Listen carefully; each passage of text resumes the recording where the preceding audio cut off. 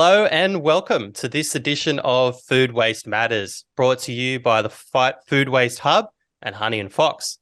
I'm Andrew Robertson, joining you for a series of conversations with industry leaders on the front lines in the fight against food waste.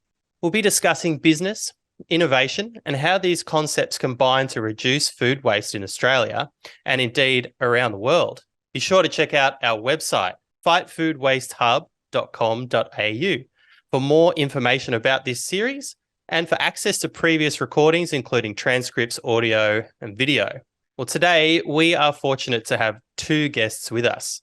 We have Richard Tourino and Jonathan Englert from the food box delivery startup Good and Fugly during the COVID-19 pandemic. But Good and Fugly stands apart with its impactful and sustainable business model, which we're going to explore today. Rich started the company with his decades of knowledge in the marketing and customer experience sector in Australia and the UK. He works at the nexus where social and environmental impact meets real commercial outcomes. Jonathan has nearly 2 decades of experience in sustainability, renewable energy and technology. He's worked at Campos Coffee, Smart Commercial Solar, Enosi Energy, Zip Money and Go Get Car Share, where he met Rich. Jonathan is on a mission to bring purpose-driven business ideas to commercial success. Gentlemen, it is great to have you with us. Hi, Andrew. Thanks for having us. Yeah, hey, Andrew. Thanks. Great. All right. Well, let's start by talking about Good and Fugly. What's the concept here behind the business and what inspired you both to start this journey? So at Good and Fugly, we have a network of growers around the country who we buy the produce that are rejected by supermarkets for aesthetic reasons. You know, with up to 25% of produce never leaves the farm because it's not pretty enough.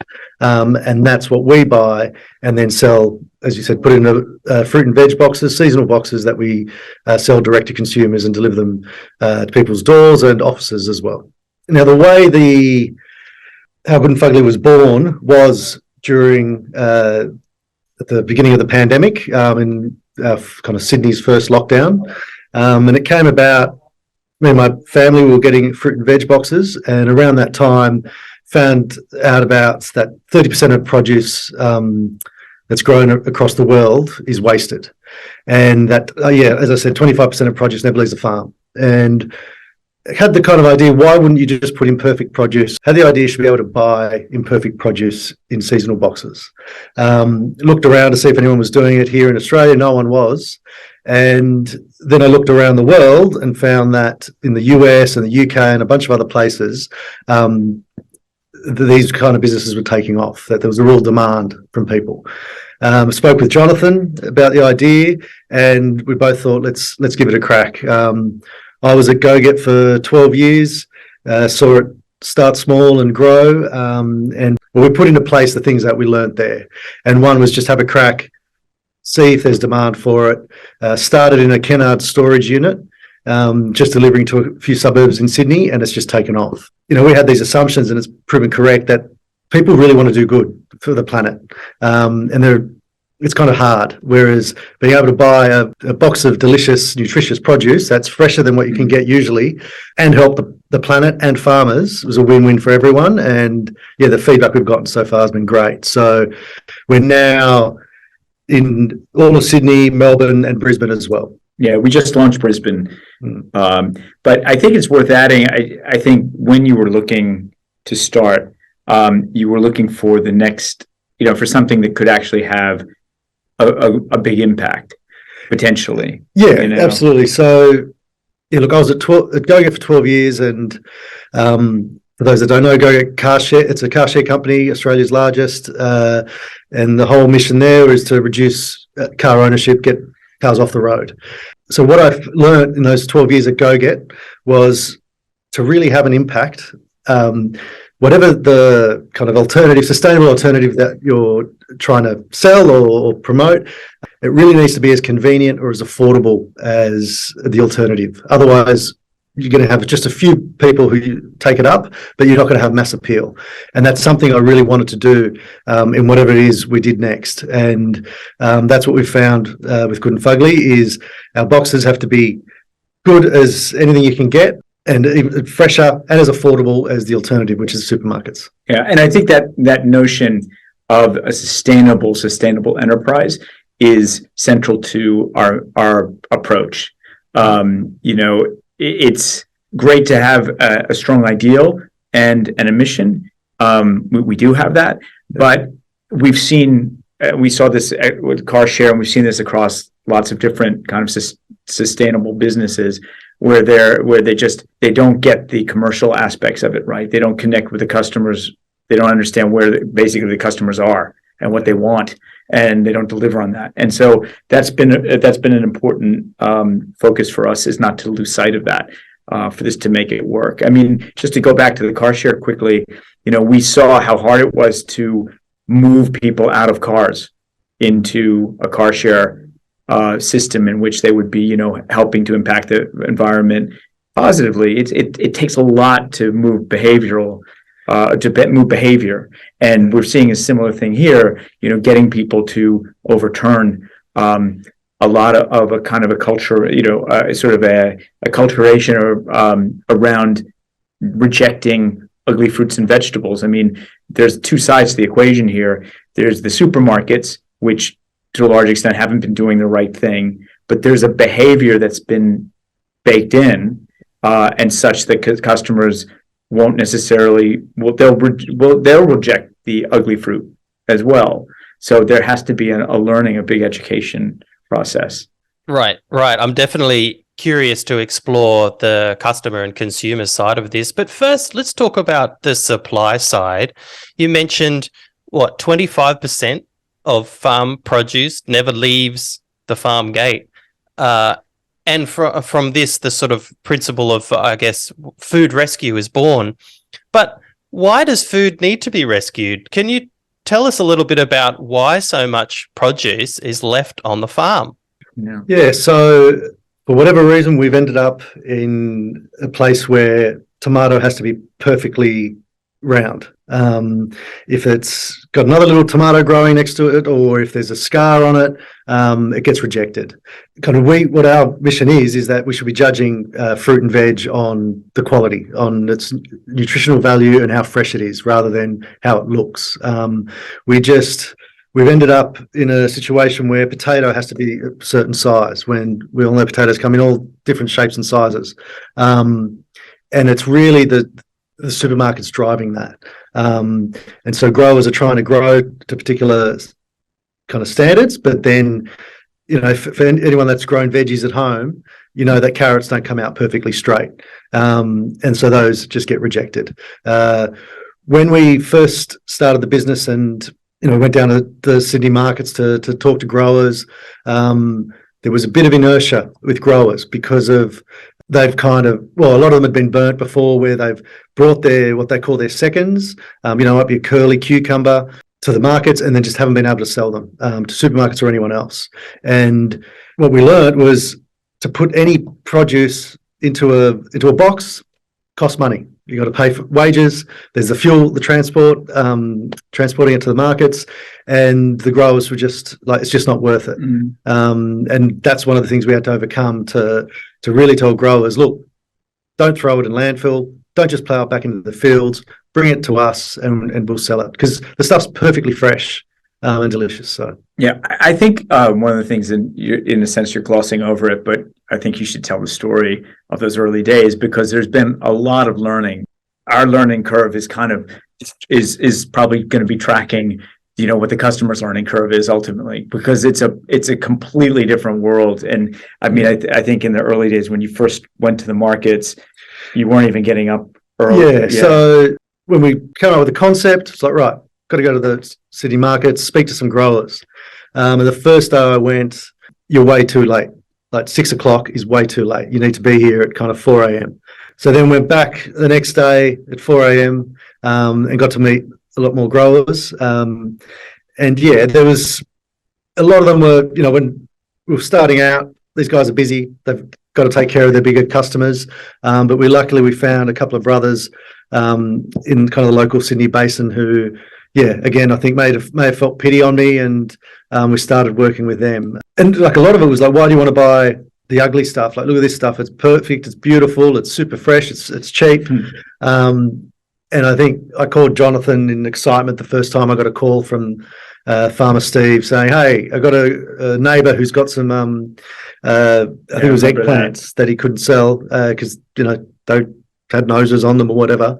And so we got them, and kind of it's all snowballed from there. Yeah, I think the funny thing about that reaction was there's almost like a disbelief of these. It's like people who've been in prison a long time, and then suddenly the door's flung open, and they're suspicious of walking through that door, because they can't believe they're let out of prison. Like, honestly, the reaction from farmers, it's I find myself, I've done this too, like what Rich said, just explaining to them, no, there's this thing we can do, together, where we'll pay you a fair price for your produce, and it's good and fresh. And farmers, consistently feel passionately, once you get to talking about this, they feel passionately about how good that produce is that's they're wasting, and they're unhappy about it. They're unhappy about it commercially because of all the resources that go into producing it, but they're unhappy about it emotionally, I think, because they really feel an attachment that there's this value. And so, I mean, that was one of the reasons we launched the Farmer Rescue Hotline. It was a and that came about because 18 months ago, so we'd built up a bit of awareness, and we got a call from a farmer down in Swan Hill in Victoria who called us up. He found us online. He had he called 3 patches of nectarines, or I think peaches, sorry, that had been damaged by hail, and so couldn't sell them. And through his usual channels, and we ended up taking as much as we could, not as much as we wanted, because our customers got a lot of peaches for a few weeks. But what that did was a couple of things. One was gave us the idea of creating this farmer hotline. So it's like 13000 Fugly. So farmers call us up when they end up with a harvest with fuglies, a large amount of fuglies, and it can happen in a heartbeat. Like with him, it was hail damage. Others are sometimes supermarkets will overorder in the future, and so then they haven't, the demand hasn't been as high as they expected, so then they cancel their orders going forward. And so fuglies isn't just shapes and sizes and potential scars, it's also oversupply. So we could only take, say, I think it was half of all the peaches that he had. And it's like, well, wouldn't it be good? Well, basically, from this came about a partnership with a company called Cornersmith. And they're all about teaching people how to reduce food waste in the home. But they also do a lot of pickling and making jams. And so through them, we were able to kind of make jams. So last year, when there was an orange glut, and a lot of oranges were just being put into landfill, we were able to buy a bunch of oranges from farmers and turn it into marmalade with Cornersmith. And what that does is extends the life of those oranges for 2 years, because you can store them for 2 years. So that's been a really important part of the future of our business. Yeah, I mean, really, exactly. And what we're really looking at is all of these channels, or all these levers that you can pull to reduce food waste. It is about it. We grow a lot in Australia. We grow more than actually we'll ultimately eat. And so there are all of these opportunities to just look at, what's being grown on farms and figuring out ways to get it, preserved for the long haul, or getting people to eat more, right? Part of our mission, in a sense, if we look at one of our partners, Nutrition Australia, is realizing the nutritional benefit of what's in our boxes. Each one of our boxes is literally like the nutritional recommendation of eat a rainbow, or, the rainbow. It's in our boxes, and that's a good thing. And kids aren't eating enough, like it's, 5% of kids are getting required amount of fruit and veg. So it's how do we can fight waste at the same time as we're having all these positive benefits. Right. Yeah. It's obviously a great deal for farmers, and it's good for reducing food waste. And we're starting to talk now about the consumers. So what's in this for your customers? What's the value proposition that you bring to them? Yeah, so it's about the freshness of the produce. So it's much fresher than kind of what you find at the supermarkets. A lot of our stuff has been, the stuff that's getting delivered tomorrow is being harvested right now. So it's super fresh, obviously the nutritional value. And a big part of it is a lot of our customers have come to us. It's the first time they've ever bought a fruit and veg box. And they're drawn to us because of the mission, because they want to help reduce food waste. They see that it's, huge amount of waste of emissions are produced by all the produce that gets thrown out, and they're really drawn to us by that. And so then they join, and to be honest, the first box they get, from what we've heard, is a lot of them are like, oh no, look at all this fruit and veg, now what do I do with it? And I'm just going to interrupt you for a second, because in the early days, I get a box. It's changed my life. And I was calling Rich and going, what is this? What is this? Like, I couldn't identify some of the fruit and veg, because we get some pretty interesting. I'd say stuff like, Jonathan, it's pumpkin. All right. Not that bad, but we some exotic ones. Yeah. Well, consumers like to be delighted and surprised. So I think that's what you're doing. Yeah. And so what we do is we try and, as well as, put something in like a bit of a hero fruit or veg, maybe something they haven't used before. One of our most popular is a Romanesco, which is... Oh, that was what I called you about. I think it was, yeah. Which was, it's a cross, not a cross, but it's almost like cauliflower. It's like a cauliflower from space. Yeah. It's really alien looking, but it's delicious. And then we also put in recipes for it. So when you do get something like that, you go, right, here's a recipe on, give it a try. But what we found was, that first box, kind of people are a bit like, oh my God, what do I do with it all? But they're really motivated to not waste food. And so by the third box, people's habits have changed completely. So the whole family's eating a lot more fruit and veg.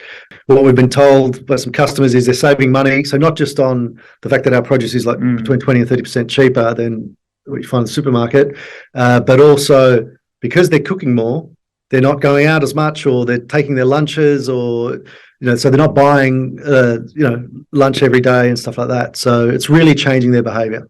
And has there been any resistance for consumers who might have second thoughts about the idea of eating something that is waste? Look, they just wouldn't select it. No, they wouldn't. I think they just wouldn't come to us. And we haven't really spoken to anyone when we talk about it, because it's, it's definitely waste is, has all these different connotations. But when we're talking about kind of the on-farm food waste, this is stuff that's super fresh. And it's just that it looks weird. It's a little bit weirdly shaped. And people get it. And so, no, we haven't really had any resistance to that at all. Where we do get something is it's in terms of, our boxes are more affordable. So people will come to us, particularly as inflation has gone up, and gone, yep, this is great, more affordable. But then sometimes we'll get a bit of pushback where someone will say, oh, well, but, this is not more affordable, for example, than, say, the uglies at supermarkets. And one of the key things to recognize is that, A, we pay our farmers fairly, and B, a lot of the stuff that is fugly in the supermarkets is also a victim of their ridiculously long supply chains, which, to Rich's point earlier about how fresh our stuff is, some of these things are like 2 or 3 weeks old. A big eye opener for us was speaking to farmer groups and hearing about how the supply chain meant that, like, fruit and veg was, taking 3 weeks to was sitting on loading docks, then getting to the shelves 3 weeks later.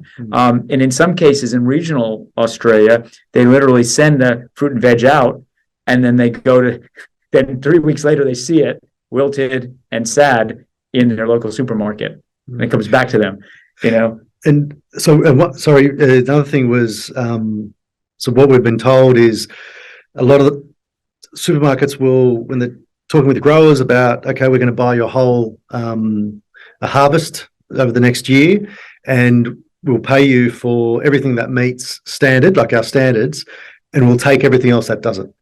So basically they don't pay for it. And then they can price it really low in kind of their imperfect sections. Yeah. But what was really interesting when we first started was we found there was a study done in France where how to increase the uptake of imperfect produce. And what they found was pricing is super important, because if you price something as 50, 60% off, what you're telling to the mass consumer is this stuff isn't as good as the other stuff. So that turns a lot of people off. Whereas if the pricing's closer, then you don't turn people off. People don't think it's a quality issue. That's something that we're really conscious of as well. Yeah, it's a very interesting insight into consumer behavior, isn't it? Yeah. And clearly, though, consumers are open to your product and there's plenty of supply. So what's the scope for expansion? You mentioned you guys have just started in Brisbane. Give us a bit of a taste of what the future holds. Yeah, look, so we want to sell Fuglies to the whole country. So, over the next kind of 18 months, we'll be expanding into other, we've got the East Coast, but there's a lot still to do. So, yeah, that's where we're going. And we're also working on building out the kind of other types of products we can, we want to upcycle and kind of other Fugly produce into jams and sauces and everything else. So that's kind of a greater range. Yep. Yeah, and I think also this is both commercial and sort of social enterprise related for us, but it's raising this awareness, making the behavioral shift, becoming hopefully a voice for the growers and the farmers, because there's this right now there's just a mismatch between sort of the growers, farmers, and the supermarkets, and that probably has to, for our food system to become healthier, that needs to be addressed and sort of dealt with, because we've seen things on the technology front that blew us away, right? I'm not going to name the Apple producer, but we saw when you're talking about these specifications, nothing drove home to us these specifications like seeing this factory, a robot, like pretty much a robot processing facility run by AI that was selecting to an incredibly high spec apples. And it was really impressive. Like on the one hand, you're like, this is incredible. On the other hand, you realize just what got rejected, and a fair bit of a lot got rejected off the back of this. And this was stuff that was was already almost pre-screened. But it was a sight, like it was an amazing experience. It's interesting technology, I suppose, double-edged, isn't it? It can be used to reduce food waste, but perhaps in this case, it's actually contributing to the problem by better enabling that discrimination against the Fuglies in a processing environment. It did do that. In all fairness to this particular processing facility, these people are very aware of it, and they're doing a lot to fight food waste. But what it just marked was the fact that there was an issue here. Yeah, sure. Look, we're very interested in technology here at the Fight Food Waste Hub. Can you guys tell us anything about any interesting technologies that enable your business model, or perhaps any other exciting innovations in the whole reducing food waste space that you're excited about? Yeah, look, for me, it's kind of the precision farming advances that are happening, I think, is really exciting. But then the other element, and people that we've talked to who are working in this space, the tracking of the whole supply chain. So putting in trackers into, from on the farm, and then just tracking the produce all the way to the consumer. Specifically, in this case, it was about the cold chain, kind of seeing that how temperatures go up and down along the supply chain, and kind of finding out where there's some issues where, maybe in a particular facility, they're not that good at closing their fridge doors, for example, and then working, being able to pinpoint it and fix, things that are really easy to fix, that will end up having a really big impact on stuff that gets wasted. Yeah, and quickly, just on that, the not to get into the technical details, but the cold chain means that if temperature levels fluctuate too much, spoilage happens faster. And that's a big part of food waste, right? Because we're not just talking about Fuglies, because we're also talking about things that could then maybe not be edible, and that is food waste also. Yeah, and I think that's one of the areas of technology. I mean, I think anything also from the product side that can be developed, that can sort of make us be able to take these fuglies and turn them into really delicious and nutritious products, that's something we're always looking at as well. So, Jonathan and Rich, I have been meaning to ask you, which one of you is good and which one of you is fugly? Oh, God. Both. We're both. It's all about being good and fugly. Yes. You can be good and fugly. So At the same time. absolutely. And fugly's a value. Yeah. But look, the name actually, it came about when we started the business. We wanted something that was kind of quintessentially Aussie, and that would also express the brand values. And we wanted something fun. We wanted something irreverent. And fugly means what everyone thinks it means, except when my 6-year-old son asked me, what does fugly mean? Thinking quickly on my feet, I said fun and ugly. So that's the PG version, which is also actually true of our brand. Not to be cheesy, but it is fun and ugly. And recently, in raising awareness, because it's supposed to grab your attention, it really does. It does grab people's attention. We launched the Australia's Hunt for the Fugliest Fruit and Veg in an attempt to see what fuglies were out there and just get a spotlight on them. And we were blown away by the amount of entries. Usually at contests, and this one has quite a lot of marketing experience. And any marketer will tell you that contests are a fraught area. I was clueless about this. Sorry, I was basically saying, what's the contingency plan when we get three entries? You did. 3 entries. And I was like, no, Rich, I'm sure we'll be fine. I mean, it'll be fun. I had no clue as to what we would actually have. Yeah. But we were amazed. We got almost 750 entries, got national media attention off the back of it. And the ones coming in, it was also heartening just to see the kinds of entries that we got. It was great. And the eventual winner was, because it just closed out, was a mom who had set up a school garden, a primary school garden, to teach kids about the value of like getting closer to the earth, growing your own fruits and vegetables. And it was really great. We didn't know who it was until after we called her to tell her she'd won. So we did. It was amazing. We did not set that up. No. It sounds like a really good campaign, and the name definitely sticks in your mind. What advice would you guys have for other entrepreneurs who are interested in getting involved and making an impact in reducing food waste like yourselves? I guess the kind of number one piece of advice is you don't have to be perfect to start. Just start and you'll get better and better. When we first started, all we did was put fuglies in our boxes. Customers would have gotten a box full of oversized cauliflower. So what we did was, we supplemented it with stuff that wasn't fugly to give people that really like a convenient a box that would get them through the week. And as we've grown, as we've built our network with growers, more and more of our box is fugly. And I think, and as we've grown, we've added other kind of sustainable things to our business with our packaging.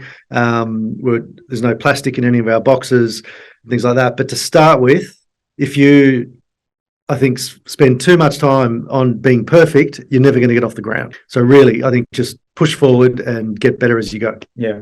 And I think I would add to that. I agree with that. But it's also, there's this, you want to have a core. Yeah, of course. What I can look back on the history and see that we haven't actually deviated from that core. We've made lots of changes along the way, and always, I think, communicating and letting your customers know, and not just your customers, but everybody, partners. We've got a lot of great partners and various other, I don't like the word stakeholders, but that's what it is. And keeping, the communication open and being transparent. Yeah. That's really important. But I do feel like there's a core, but you just keep going, and you're aiming for that mission, but being sure that you also keep the lights on commercially. Yeah. Really important.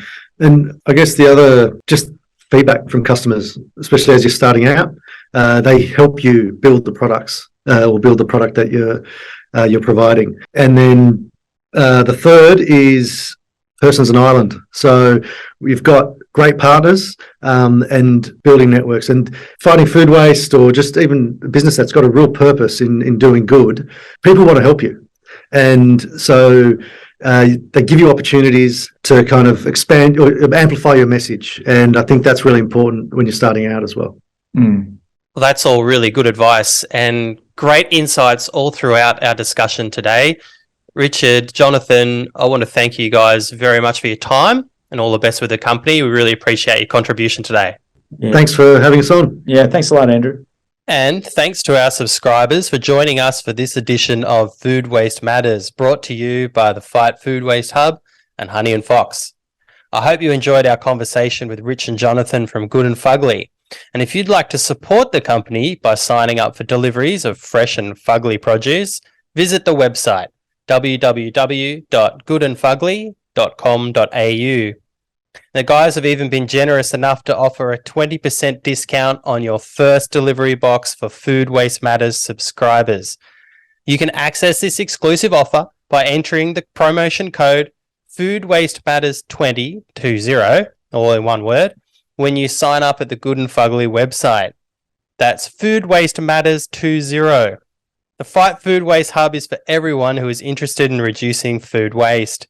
Invite your colleagues to sign up for our mailing list and get notified when new content is published. Just visit our website, fightfoodwastehub.com.au. And if you'd like to get in touch with us here at the Hub, send me an email to hello@fightfoodwastehub.com.au. We'd love to hear from you with feedback, comments, or questions.